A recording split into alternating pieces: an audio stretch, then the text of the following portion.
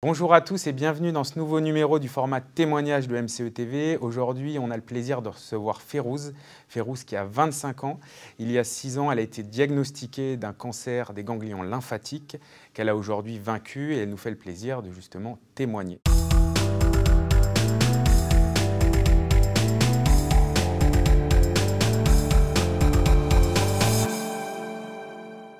Bonjour Férouz. Bonjour Cédric. Merci d'avoir accepté notre invitation. Avec plaisir. Bon alors pour commencer Férouz, est-ce que tout simplement tu peux te présenter? Alors je m'appelle Férouz, j'ai 25 ans et je suis en 5e année de médecine.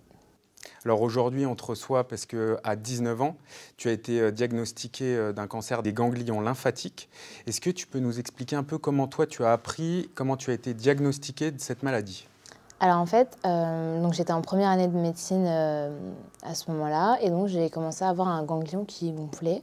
J'ai pas forcément fait attention au début et donc je suis allée voir le médecin qui, après plusieurs examens, qui ont vraiment mis du temps parce qu'ils ne savaient pas vraiment sur quelle piste aller. Au bout de 6 mois, ils ont posé le diagnostic du lymphome de Hodgkin, c'est le vrai nom du cancer des ganglions lymphatiques. Donc j'imagine que tu connaissais pas du tout cette maladie. Non, vraiment pas du tout. J'avais eu un médecin qui m'avait vu pour la première fois pour ce ganglion, qui m'avait dit que ça pouvait être ça. Je ne savais pas ce que c'était, donc j'avais regardé sur Internet à peu près pour essayer de me renseigner, mais j'en savais pas plus. Avant de savoir que tu avais cette maladie, comme tu nous l'expliquais, tu avais ce ganglion.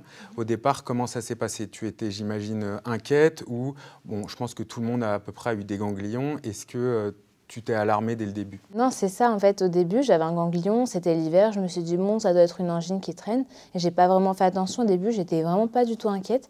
Et c'est au bout de 1 mois, 2 mois, j'avais vu ma grand-mère entre-temps, qui m'avait dit qu'il fallait que je m'en méfie quand même et que j'aille voir le médecin. Mais mis à part ça, bon, j'étais très fatiguée et j'avais perdu beaucoup de poids. J'avais perdu 8 kilos en 2 mois, mais pour moi, c'était le stress de la première année de fac. Pour moi, c'était normal, je faisais pas attention en fait. Comment a réagi ton entourage, tes amis, tes proches, ta famille? Alors, mon père, en fait, on n'en a pas vraiment parlé. Je lui ai juste dit, il n'a pas vraiment réagi. Et on ne savait pas trop comment le dire à ma mère, donc on n'osait pas, en fait, on n'avait pas le courage. Du coup, on est allé voir notre médecin traitant, qui était au courant aussi, et c'est lui qui lui a annoncé le diagnostic. Donc, elle a beaucoup pleuré, mon père aussi. Et ils étaient très inquiets au début, et à force d'explications, ils leur ont dit que c'était un cancer qui était assez rare, mais qui était vraiment bien soigné. Ils ont fini par bien le prendre. Mes frères et sœurs étaient assez jeunes, donc ils n'ont pas trop compris ce qui se passait. Et mes amies, elles étaient inquiètes pour moi, mais elles savaient que, elles me soutiendraient quoi qu'il arrive et on verrait bien ce qui se passerait, quoi. Comme tu nous l'as expliqué juste avant, quand tu as eu ce ganglion, au départ, tu t'es pas forcément alarmée, mais quand les médecins ont posé le mot, on parlait de cellules cancéreuses, tu l'as expliqué, tes parents ont été abattus. Comment toi, tu l'as ressenti personnellement? Moi, j'ai eu une espèce de phase comme si j'avais bloqué. J'avais pas vraiment compris ce qui se passait. Et j'étais pas dans un déni, mais un peu comme. C'est-à-dire que je comprenais pas vraiment ce qui se passait. On me disait que c'était un cancer, qu'il fallait faire des chimiothérapies, que ce serait plus ou moins lourd comme traitement, etc. Et puis je hochais la tête, j'acquiesçais et je suivais ce qu'il proposait pour moi, mais je comprenais pas trop ce qui se passait. Tu l'expliquais juste avant, le cancer des ganglions lymphatiques, c'est un cancer rare, mais qui fait partie d'une plus grande famille de cancers, c'est le cancer du sang. Oui. Est-ce que tu peux nous parler un petit peu du coup de cette maladie? Qu'est-ce qui se passe dans l'organisme et surtout par quels symptômes elle se manifeste? Alors en fait, donc dans les cancers du sang, il y en a de 2 types. Donc les cancers du sang, c'est que les cellules qui consistent le sang sont malades. Donc soit c'est les cellules qui sont au niveau de la moelle, soit c'est les cellules qui sont au niveau des ganglions. Donc en fait, c'est les cellules, mais à différents niveaux de développement. Et donc si elles sont malades assez tôt dans leur croissance, donc c'est une leucémie. Et si c'est des cellules qui sont malades en fin de croissance et quand c'est des cellules matures, c'est plutôt un lymphome. Donc moi, c'était du coup un lymphome, donc j'avais pas une maladie au niveau de la moelle. Donc quand c'est au niveau des ganglions, on va être plutôt fatigué, beaucoup de fièvre, on va perdre du poids, etc. On n'aura pas très faim. Mais quand c'est au niveau de la moelle, on aura beaucoup d'infections, des problèmes en fait, les plaquettes, c'est ce qui empêche le sang qui coagule le sang, donc ça empêche de saigner, donc on peut avoir des hémorragies pour rien, etc. Moi, j'avais pas ce type de symptômes parce que c'est un autre type de maladie. C'est une maladie, le cancer du sang, qui est mortelle? Oui. Sauf si elle est soignée du coup à temps, si elle, en tout cas elle est diagnostiquée à temps. Toi justement, ça a été ton cas. Est-ce que tu peux nous parler justement un petit peu de ça?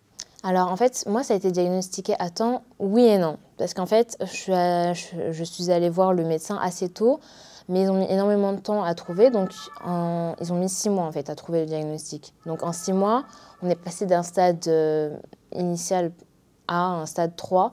Et donc il manquait plus qu'une étape pour que ça atteigne le cerveau. Donc, ils ont tout de suite mis en place des chimiothérapies très très lourdes. S'ils n'avaient pas agi très rapidement, ça aurait été fatal pour moi malheureusement parce que, en fait, les cancers du sang, ce ne sont pas des maladies où vous ne mourrez pas en fait du cancer. En fait, on meurt des complications, des infections parce qu'on a moins de cellules qui nous protègent, on a les hémorragies, les thromboses, etc. C'est des caillots qui vont se former au niveau du cerveau, du cœur, qui vont bloquer la circulation. Donc c'est plutôt de ces complications-là qu'on meurt, plutôt que du cancer en lui-même, à proprement parler. Quel a été l'impact direct sur tes études? Parce que j'imagine que quand le diagnostic a été posé, ça a complètement perturbé ta première année de médecine. Qu'est-ce qui s'est passé concrètement une fois que le diagnostic avait été posé? Alors une fois que le diagnostic était posé, donc on était en été, donc j'avais fini ma première année, mais je ne pouvais pas continuer la deuxième année. Donc je suis allée j'étais en vacances, je passais mes vacances à l'hôpital finalement. Et donc à la rentrée, en fait avec les chimiothérapies, on est extrêmement faible, donc j'avais pas la force physique d'aller à la faculté. Donc je me suis inscrite en enseignement à distance, en licence. Je voulais pas continuer la médecine, je voulais vraiment faire autre chose à part et prendre le temps de me soigner en fait. Donc je faisais des enseignements à distance, mais après en fait, votre cerveau il ne suit plus en fait, parce que on est en train de détruire tout, vous n'avez plus d'énergie, plus rien. Vous n'avez même pas la force des fois de vous lever le matin, donc suivre un cours, même s'il est en ligne, on n'a pas la force pour ça, quoi. Mais tu as senti là l'impact sur tes études, ça a été une deuxième année particulièrement compliquée, oui? C'est ça, donc j'ai arrêté au bout de 2-3 mois, j'arrivais vraiment plus à suivre. Donc ils continuaient à m'envoyer les devoirs par la poste et je devais renvoyer les exercices. Mais je faisais plus rien, j'avais un peu abandonné. Quand j'avais un peu plus d'énergie, je retravaillais un petit peu les cours, mais j'arrivais vraiment pas à suivre, quoi. Donc on va dire que pendant 2 ans, j'ai quasiment rien fait, quoi. Okay. Mais donc tu t'es déscolarisée? Oui, tu as été déscolarisée? Enfin, pas déscolarisée à proprement parler officiellement, oui. Mais moi je n'étudiais plus, quoi. D'accord. Donc du coup, ta deuxième année, tu l'as eue, j'imagine, plus tard? C'est ça. En fait, une fois que j'ai guéri, j'ai refait une autre année de licence pour, on va dire, réapprendre à utiliser mon cerveau, parce qu'en fait, ça détruisait aussi les cellules du cerveau. Donc j'avais moins de capacité à me concentrer, à retenir, etc. Donc j'ai réappris tout ça. Et une fois que c'était bon, je suis retournée en médecine parce qu'en fait, je me voyais faire que ça. Malgré que j'avais été malade et que j'avais passé beaucoup de temps à l'hôpital, je ne me voyais pas faire autre chose de ma vie, quoi. Donc je suis retournée une fois en bonne santé. On dit souvent que les maladies, c'est un combat face à soi-même et contre la maladie, mais il y a aussi les autres, l'entourage. Comment le regard des autres a évolué suite à cette maladie? Alors en fait, il y avait beaucoup de pitié. Et c'est vraiment ce que j'ai vraiment détesté ça, parce que en fait, on n'aime pas que les autres nous regardent avec pitié. On sait que notre situation, elle est critique, mais en fait, on a envie que les autres nous regardent juste de manière normale. En fait, on est juste une personne normale, on est malade, certes, mais on est comme eux. Et je trouve que le regard, c'est tout à fait naturel, hein, mais je trouve que ça rajoute sur tout le reste. Et à l'hôpital, c'était bien parce qu'en fait, les infirmières, elles avaient l'habitude, donc elles nous regardaient de la même manière que si elles regardaient leurs collègues. Donc ça faisait beaucoup de bien.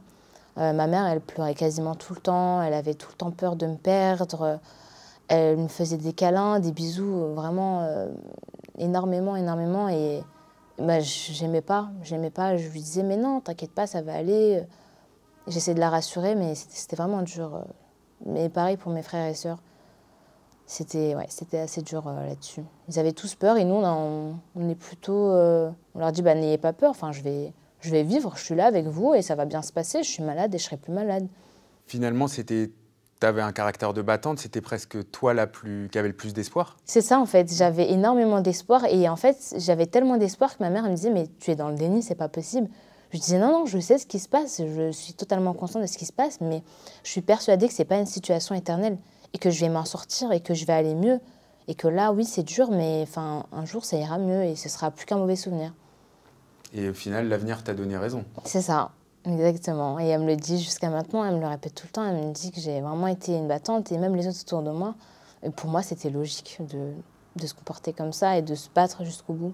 Donc oui, tes proches forcément très émus, je pense aussi aux amis, aux proches finalement un peu moins proches. Eux aussi, tu as ressenti de la pitié à ton égard? Oui, en fait, ils se comportent plus de la même manière. C'est plus Férouz, c'est Férouz, la malade. Donc ils sont un peu plus empathiques, ils acceptent un peu plus de choses, ils sont un peu plus avenants envers vous, etc. C'est plus le même comportement. En fait, c'est pas naturel. Et ça m'a beaucoup posé problème. Du coup, je le disais vraiment aux personnes proches. Mais les proches qui sont pas proches, bah, je leur disais pas. Ils n'en savaient rien parce que j'avais juste un ganglion qui avait poussé et on faisait pas forcément attention à moi.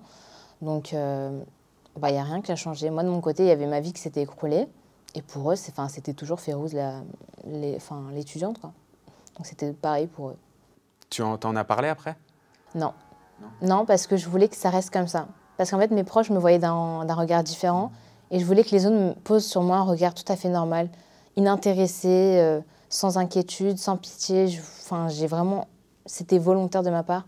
Et jusqu'à maintenant, je parle pas forcément de mon histoire, parce que j'ai envie qu'on se comporte avec moi comme si on se comporterait avec une autre personne. Alors tu viens de nous parler du coup de l'impact de la maladie sur ta vie étudiante, sur ta vie personnelle. De manière générale, qu'est-ce qu'implique la maladie comme restriction sur ton quotidien? Est-ce qu'il y a des choses qu'on est obligé de faire, des choses qu'on ne peut pas faire? Est-ce que tu peux nous parler un petit peu du coup de cet aspect-là? Alors, au point de vue physique, on ne peut pas sortir et faire ce qu'on veut, c'est-à-dire par exemple, faire une activité qui est assez sportive ou sortir toute la journée, c'est extrêmement fatigant. Et par exemple, quand quand on a de très grosses doses de chimiothérapie, on n'a plus de défense immunitaire. Donc au bout d'un moment, on ne peut plus sortir dehors. Et tout ce qui compose la vie d'une personne, en fait, ça peut nous faire du mal. Par exemple, les vêtements, ils portent des germes. Pour nous, pour une personne en bonne santé, ça lui fera rien du tout. Mais pour une personne extrêmement malade avec peu de défense immunitaire, il faut les stériliser, les laver selon un certain processus.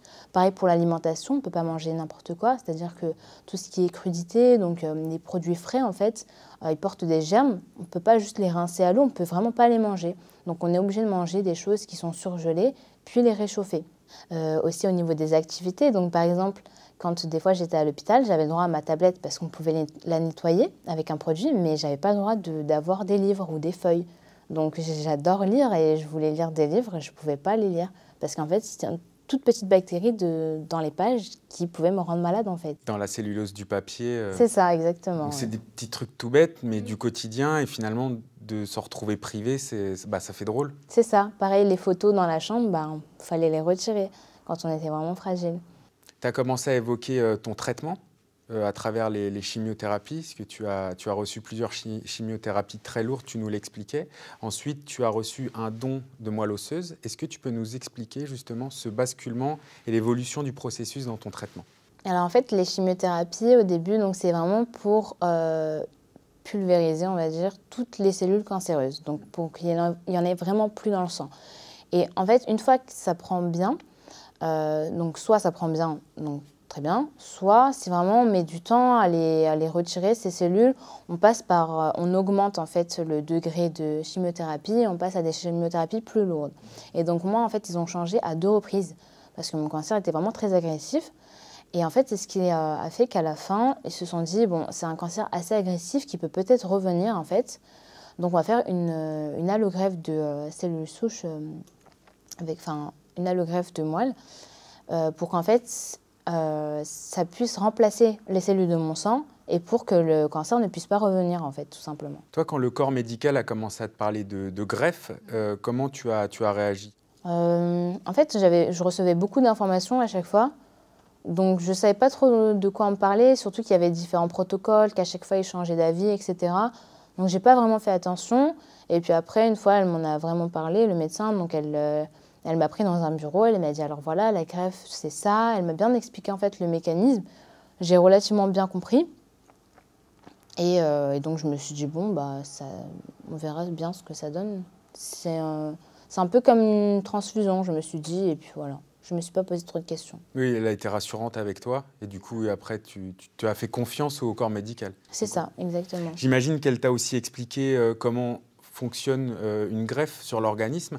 Est-ce que du coup, tu peux nous expliquer en quoi la greffe de moelle osseuse, en fait, permet de guérir le cancer des ganglions lymphatiques, en l'occurrence? En fait, la greffe, elle ne permet pas de guérir du cancer, mais elle permet de guérir complètement. C'est-à-dire qu'on a déjà guéri une première fois, oui. Puis on guérit vraiment complètement et on a très peu de chances de rechute après ça. C'est ça, c'est pour surtout éviter les rechutes. C'est ça, exactement. Et donc en fait, c'est la greffe de moelle. Donc on prend les cellules de quelqu'un qu'on met... moi par exemple, on m'a mis une grosse dose de chimiothérapie. Il n'y a plus aucune cellule, enfin quasiment plus de cellules cancéreuses qui circulent dans mon sang. J'ai très peu de défense immunitaire, très peu de globules rouges, etc., de plaquettes. Et donc là, on va mettre les cellules de quelqu'un d'autre qui vont aller dans ma moelle et qui vont proliférer et qui vont reconstituer donc mon stock de globules rouges, de globules blancs, de plaquettes. Et donc avec ça, en fait, je vais me remettre de cette grosse dose de chimiothérapie et en même temps, le cancer ne pourra pas revenir. Est-ce qu'aujourd'hui, tout le monde peut donner de la moelle osseuse? Oui. Tout le monde peut donner, selon les situations bien sûr et les pathologies des personnes, mais c'est comme, j'ai pas envie de dire c'est comme un don de sang, mais c'est quasiment la même chose à certaines choses près. Et alors du coup, comment se passe un don de moelle osseuse? Parce que pour un don de sang, on voit à peu près, beaucoup de gens justement savent comment faire, puisqu'il y a justement une communication, une sensibilisation sur le sujet. Aujourd'hui, moi, si je veux donner de la moelle osseuse, vers quel établissement, vers quelle association, organisme peut-être me tourner?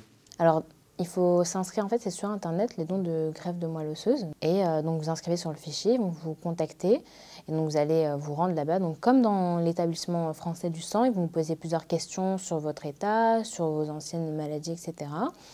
Et ensuite, ils vont prélever au niveau du sang un peu de sang, et en fait, ils vont analyser et voir sur quel type de gènes vous avez dans le sang.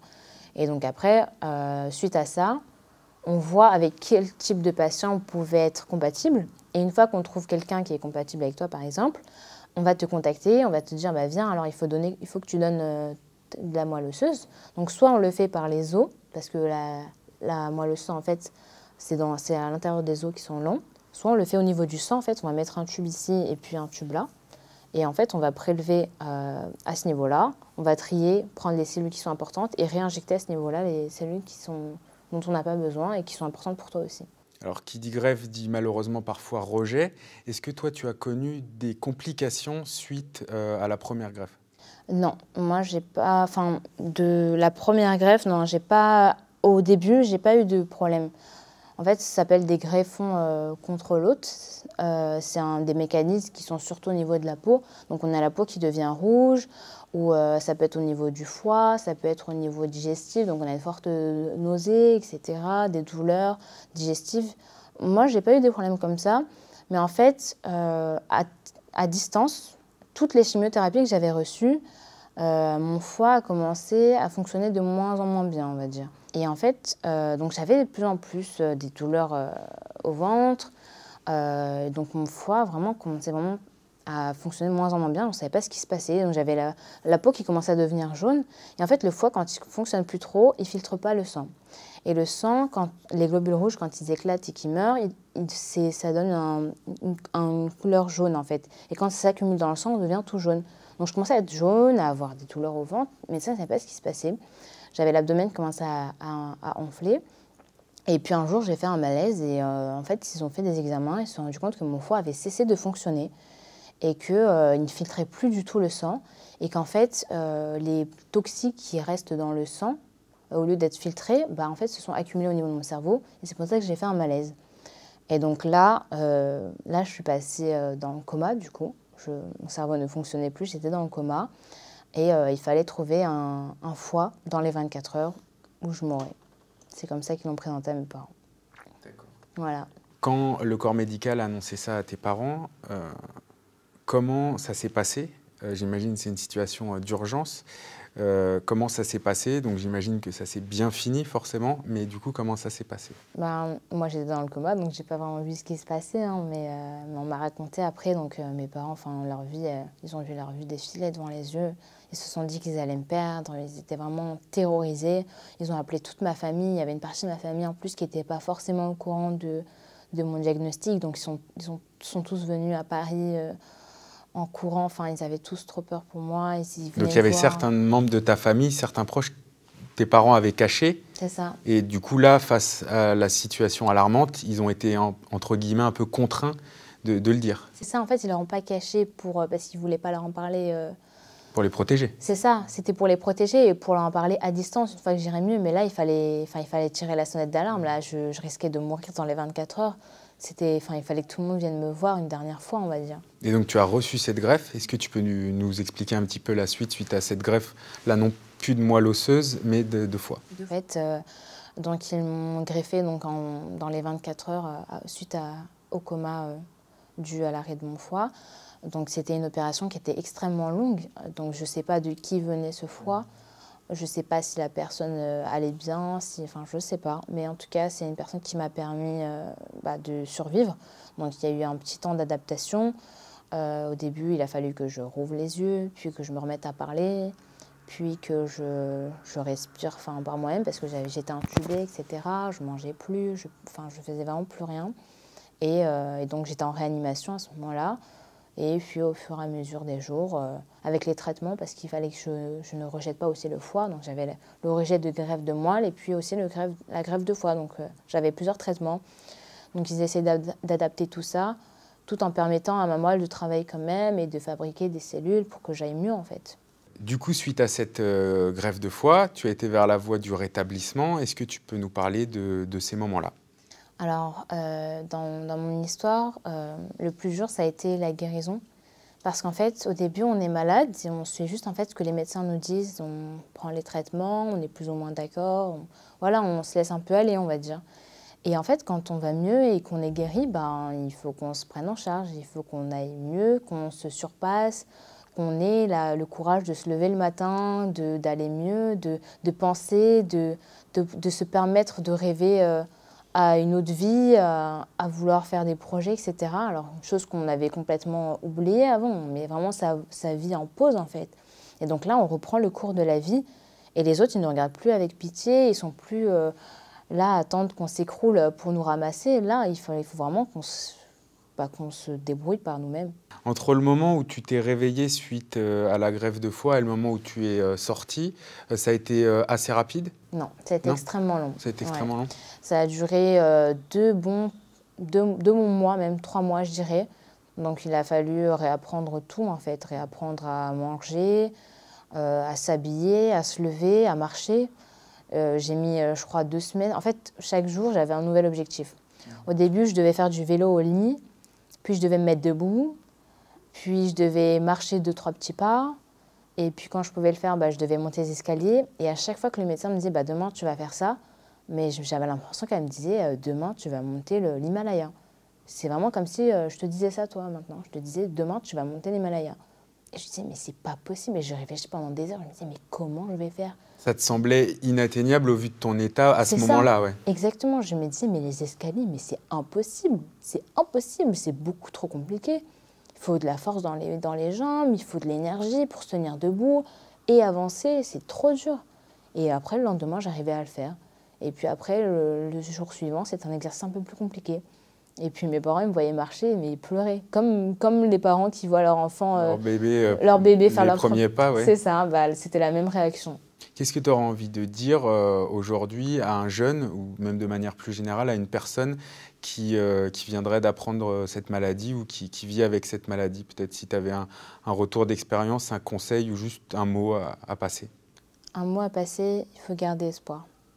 Ça peut paraître dur dans ce type de situation, ça peut paraître facile de dire ça, mais il faut quand même garder cette lumière au fond de soi et de se dire qu'un jour ce sera terminé et que même avant que ce soit terminé, ce qu'on vit au quotidien, on peut quand même prendre le temps de prendre plaisir en fait dans certaines choses. Si par exemple aller à la chimiothérapie c'est dur, mais qu'après on adore le chocolat, on mange un morceau de chocolat et ça nous fait un peu de plaisir. Et puis on voit ses amis, ils sont tristes pour nous, mais on est quand même heureux de les voir.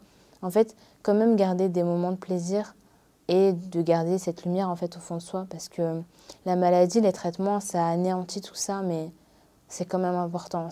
On se soigne parce qu'on est des êtres humains avant tout, et l'être humain vit, pleure, est heureux, et ça fait partie de la vie tout simplement.